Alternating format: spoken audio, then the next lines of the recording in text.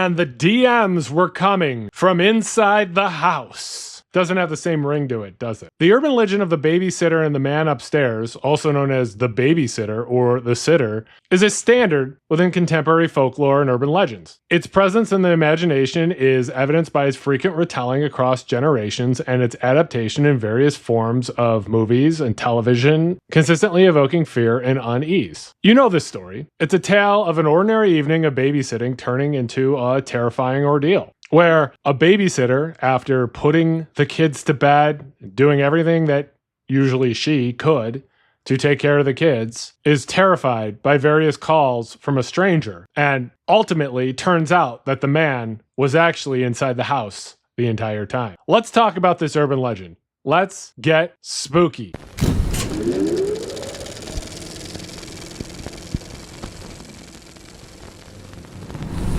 Hey, spooky people, it's your best friend Kenny here, and today we're going to deep dive into a very popular urban legend, the urban legend of the babysitter and the man upstairs. But before we get down to it, let's make sure that you are subscribed to this channel, The Spooky Lawyer. Let's make sure that you like and share this video. Share this video with your favorite Karen. You know, someone's being a Karen, be like, hey, don't be a Karen, watch this video. Watch Kenny. Be more like Kenny. I would appreciate it. The tale of the babysitter and the man upstairs is a terrifying urban legend that serves as a cautionary tale for people involved in babysitting. And it's a terrifying tale that reflects the cultural anxieties of our society. We're going to talk about the urban legend, how it's changed over time, and some modern version. The earliest documented appearances of the babysitter and the man upstairs urban legend can be traced back to the 1960s in the United States. The folklore archives at the University of California, Berkeley, go Berkeley, hold early documented versions of this narrative. These initial tellings establish the fundamental structure of the legend. A teenage babysitter, left alone in a house with children asleep upstairs, begins to receive a series of unsettling phone calls. One early documented version recounts a girl babysitting in a two-story house in New York who receives calls from a man laughing and telling her to check on the children. The calls escalate menacingly until the police, after tracing one of them, advise her to leave the house immediately, revealing that the calls had been coming from upstairs. This is the framework for the core elements of this urban legend, and it would persist, and this framework would continue throughout its evolution. An aspect often associated with the beginnings of this urban legend is the widely cited connection to the 1950 unsolved murder of 13-year-old Janet Christman in Columbia, Missouri. Christman was just days from turning 14 years old, and she was babysitting for a local family when she was SA'd and strangled to death. When Janet did attempt to call the police, who heard screams but could not trace the call, there is no evidence to suggest that the killer made any threatening phone calls to the house. Janet did attempt to call the police, who heard screams but could not trace the call. But there is no evidence to suggest that her killer made any threatening phone calls to the house, which is a detail central to this urban legend. Despite this, the eerie circumstances of Christman's murder, particularly the vulnerability of a young babysitter in a stranger's home, are widely considered to have served as a significant inspiration for the urban legend. The real-life tragedy provided a foundation of genuine horror, which the emerging urban legend then built upon by adding the element of menacing phone calls from within the house, thus amplifying the sense of immediate and intimate danger. Now, I know that if you've ever babysat, this urban legend is ingrained in the back of your head. However, I think with the fact that there aren't many landlines anymore, it might be less so today because no one's getting mysterious phone calls to a landline. However, phone calls to a cell number could also evoke a similar amount of fear. Since its emergence in the 1960s, the urban legend of the babysitter and the man upstairs has demonstrated a remarkable ability to persist and evolve while maintaining its core narrative and undergoing various alterations in details and outcomes. The plot typically involves a teenage babysitter watching television after putting the children to bed upstairs. The tranquility of the evening is disturbed by repeated phone calls from an unknown person who chillingly asks, "Have you checked the children?" The babysitter initially dismisses the calls, thinking that they were prank calls. Hey, remember prank calls? But becomes increasingly frightened as they persist. Eventually, she contacts the police, who, in many versions, trace the call and deliver the terrifying news that it is originating from inside the house. Now, how the police are tracing the phone calls, I have no idea. We can suspend our disbelief for these purposes, right? The basic story remains consistent, but the legend features numerous variations, particularly in how it ends. In some tellings, the babysitter is also killed by the intruder. Other versions depict the babysitter successfully rescuing the children, leading to the prowler's arrest. A particularly unsettling variation involves the prowler whispering, "See you soon," to the babysitter as he is taken away by the police, suggesting that the threat will be continued. In more child-friendly adaptations, the caller is revealed to be one of the children or an older sibling playing a prank, who are then reprimanded by the police. In other versions, later, the now adult babysitter, with a family of her own, receives a similar call when her children are being babysat, suggesting that the trauma and threat can resurface years later. A particularly creepy variation of the babysitter legend is the emergence of the clown statue or clown doll variation. Man, these clowns are out of control. The variation shares the core theme of the hidden, menacing intruder, but replaces the phone calls with a visually unsettling element. In this version, a babysitter becomes increasingly uneasy about a life-size clown statue or doll located in the house. When the parents call to check in, the babysitter asks if she can cover the clown figure, only to be told that the family does not own such an object. The implication is that the statue is actually the intruder in disguise. Now, who owns a life-size clown statue? I want to know who's owning this thing. And look, if I go into a house and there's a life-size clown statue there, I'm going to be looking at it pretty hard to make sure that it's not a person. But that's just me. Variations include the children mentioning that a small person is stuck, and the intruder pretending to be a doll rather than a statue, and the location of the figure varying throughout the house. The development of these variations underscores the legend's adaptability to tap into a range of fears, from the psychological impact of unseen threats to the visceral horror of encountering a dangerous individual with the supposed safety of a home. The internet, obviously, has significantly increased the impact and dissemination and transformation of urban legends, and the babysitter and the man upstairs is no exception. Online forums like Reddit and various social media platforms serve as modern-day campfires where this and other urban legends are shared, discussed, and analyzed. The platform allows for immediate feedback and the rapid spread of variations and personal anecdotes, and this contributes to the legend's evolution. The internet has also fostered the creation of new forms of storytelling, such as creepypasta. And the babysitter legend has found a significant presence within the creepypasta genre. These user-generated horror narratives often take the core elements of the legend and embellish them with more graphic details, psychological twists, or modern technological updates. Some creepypasta variations might incorporate elements like the babysitter using a cell phone or receiving disturbing messages through social media. See? The DMs were coming from inside the house, reflecting contemporary communication methods. YouTube has also become another prominent platform for the legend, with numerous videos dedicated to retelling the story, analyzing its origins, kind of like what I'm doing, and often creating short film adaptations. These retellings often enhance the fear factor through sound effects, visual imagery, and dramatic performances, bringing the legend to life for a new generation of viewers. The internet's ability to facilitate rapid dissemination and collaborative storytelling has contributed to the proliferation of new variations and interpretations of the babysitter legend. The speed at which information travels online allows for the legend to be shared and adapted across geographical boundaries with ease. Also, the interactive nature of online communities encourages users to contribute their own twists and endings to the tale, leading to a continuous cycle of reinterpretation and evolution. And keeping these urban legends fresh gives them credence, gives them more believability. You've heard this legend a million times, but with some new twists, you might, again, begin to believe it a little more. For example, the initial issues with the legend's plausibility involving landline phones, where, again, like I said, how would this call be traceable by the police like that, been addressed in modern updates by incorporating cell phones and GPS tracking, making the scenario feel more relevant and potentially more terrifying to new audiences. The urban legend of the babysitter and the man upstairs exhibits several central themes and recurring motifs that contribute to its staying power. The menacing phone calls serve as a primary source of terror throughout the legend. The repeated question, "Have you checked on the children?"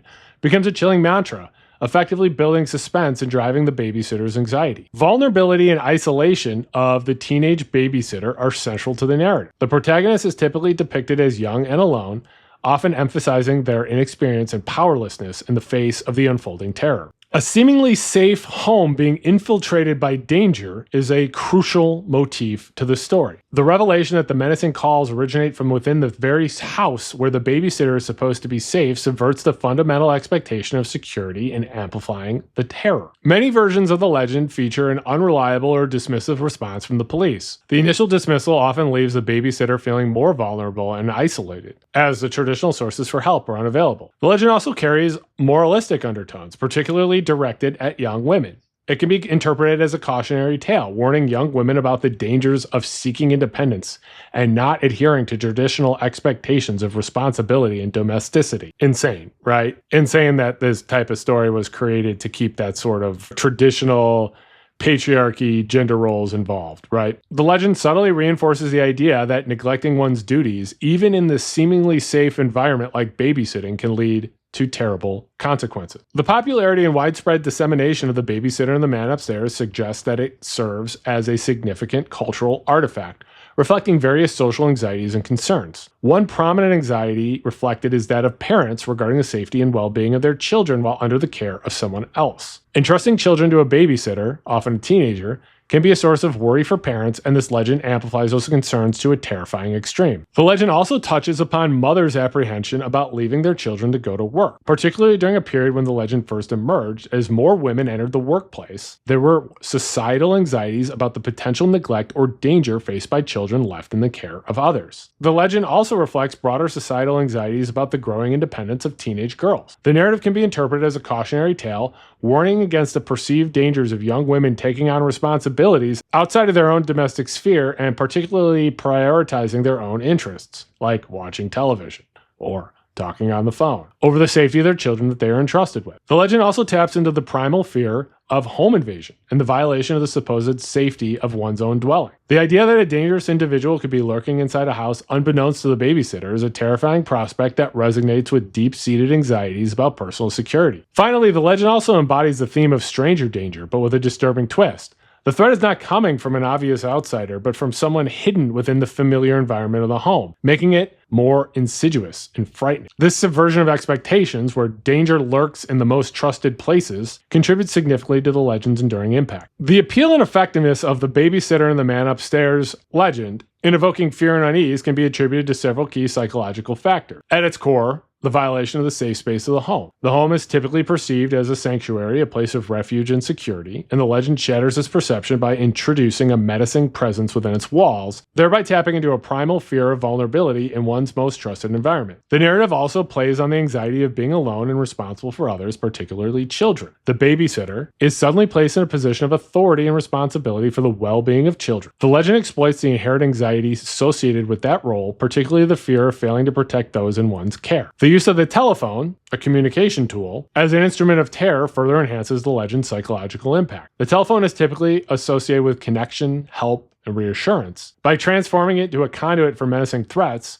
the legend subverts its familiar function, creating a sense of unease and distrust towards a seemingly benign technology. The element of the unknown and the unseen threat is also crucial to the legend's effectiveness. For much of the story, the babysitter does not know who is calling or where they are located, or that they are located within the house. The lack of concrete information about the listener's imagination to conjure up far more terrifying scenarios than might be explicitly described. The legend's plausibility, rooted in real-life fears and anxieties, contributes significantly to its impact. The widely known connection to the unsolved murder of Janet Christman gives it a chilling sense of reality to the narrative, making the events depicted in the legend seem not only possible, but also grounded in reality. This connection amplifies the fear as listeners recognize that such horrific events, or at least elements of them, have occurred in the real world. The Babysitter and the Man Upstairs are a popular source of inspiration for numerous adaptations in popular culture, particularly in film. Films such as Foster's Release and The Severed Arm have incorporated elements of the legend. The slasher film Black Christmas and its subsequent remakes in both 2006 and 2019.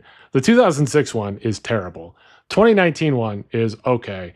The 1974 one, legendary. Also draw inspiration from the legend featuring a killer making menacing calls from within the house. The Sitter is another film that recalls the urban legend. However, the most iconic and direct adaptation is Fred Walton's When a Stranger Calls from 1979. The film's terrifying opening scene recreates the urban legend, with a babysitter receiving increasingly menacing phone calls culminating in the horrifying revelation that the caller is inside the house. When a Stranger Calls was later remade in 2006, further solidifying the legend's place in contemporary horror cinema. Other films like When a Stranger Calls Back, When a Killer Calls, and Amusement also feature thematic similarities or direct references to the legend. The Babysitter and the Man Upstairs has also found its way into literature. The Scary Stories to Tell in the Dark book series, hey, remember that? I remember doing a video on that series. It includes a version of the legend, further contributing to its intergenerational transmission. The legend has also been depicted in television as well. The theme of menacing phone calls from an unseen intruder has appeared from various television shows, from CSI to The Twilight Zone. Folklorists have studied and provided valuable frameworks for understanding the origins, evolution, and significance of The Babysitter and the Man Upstairs. Jan Harold Brunvard, who is a prominent folklorist, includes The Babysitter and the Man Upstairs in his seminal work, The Vanishing Hitchhiker, American Urban Legends and Their Meanings, providing an analysis of its various forms and its cultural significance. His work highlights the legend's role in reflecting and reinforcing social anxieties, particularly those related to crime and the vulnerability of individuals in seemingly safe environments. Gail DeVos, another key figure in folklore studies, also analyzed the legend. According to her, a particularly frightening aspect of The Babysitter is the babysitter's complete lack of control throughout the ordeal. The menacing caller amplifies the anxiety that the babysitter, as the responsible person in the household, is already feeling. The possibility that such a scenario could actually occur is ever present in the mind of anyone who has ever taken on the responsibility of babysitting. Miriam Foreman Brunel's academic work, Babysitter in American History, provides historical and cultural context for understanding the legend. Her analysis suggests that the rise of the babysitter in danger trope in urban legends during the 1960s served as a way for a nervous society to attempt to enforce good behavior on increasingly independent teenage girls. The voice of the maniac on the phone can often be interpreted as the voice of a mutated dad, an angry figure attempting to reassert dominance in a changing social landscape. Overall, folklore analysis consistently reveals that The Babysitter and the Man Upstairs functions as a cautionary tale, reflecting and reinforcing societal norms and fears. It taps into anxieties surrounding the safety of children, the changing roles of women, and the potential for danger to lurk within the familiar confines of the home. The enduring nature of the legend speaks to the persistence of these underlying social concerns. The urban legend of The Babysitter and the Man Upstairs has proven to be a remarkably resilient and influential piece of contemporary folklore. It originated in the 1960s, and it's still around today in online forums, creepypasta stories, and YouTube retell. And it maintains its core elements: menacing phone calls, a vulnerable babysitter, and the terrifying revelation that the threat is inside the house. The legacy of this urban legend lives in its ability to tap into the fundamental human fears and anxieties, reminding us that sometimes the greatest threats can lurk closest to home. Go ahead and make sure that you are subscribed to this channel, The Spooky Lawyer. Please like and share this video. I would appreciate that. Make sure that you are following me on social media. Follow me on Blue Sky and TikTok. My username is akbrews there. Follow me on Twitter. My username is akbrews there as well. If there is a spooky or disturbing story you would like me to cover or research or take a field trip, send me an email. My email address is thespookylawyer@gmail.com. If you would like to support the channel, there is a Super Thanks button located in the YouTube toolbar. You can hit that button and make a donation to the channel. Any money that this channel makes is being invested right back into the channel so we can make better videos. You also support me by watching and sharing my videos, and I really appreciate you spending the time to watch my videos. It means a lot to me. I also appreciate that you guys stay spooky.